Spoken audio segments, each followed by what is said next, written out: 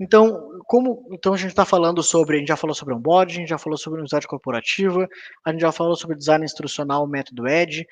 Eu quero discutir com vocês como que a gente aprende. Existe uma pirâmide do William Glasser, que é a pirâmide de aprendizagem. Ela diz o quanto a gente absorve de determinado conteúdo de acordo com a maneira como a gente lida com ele.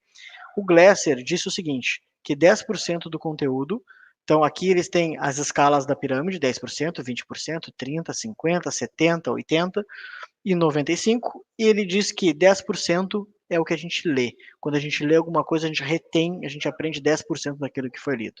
20% quando a gente ouve o que alguém falando, ouve um podcast, ouve alguém explicando alguma coisa.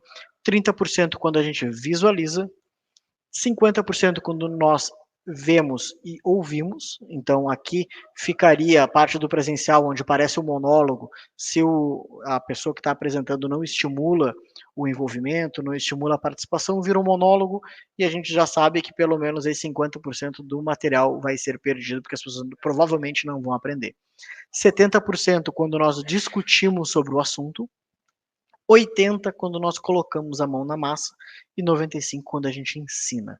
Então eu gostaria que sempre que a gente fosse, sempre que vocês fossem criar cursos, criar trilhas, pensar o processo de treinamento, a gente lembre da pirâmide do Glasser, que pelo menos aí 80% do aprendizado é colocar a mão na massa, que é pôr a pessoa em prática. Como é que nós aplicamos isso aqui? Lembra que eu falei para vocês que o onboarding, quando é da área operacional, o pessoal fica em treinamento?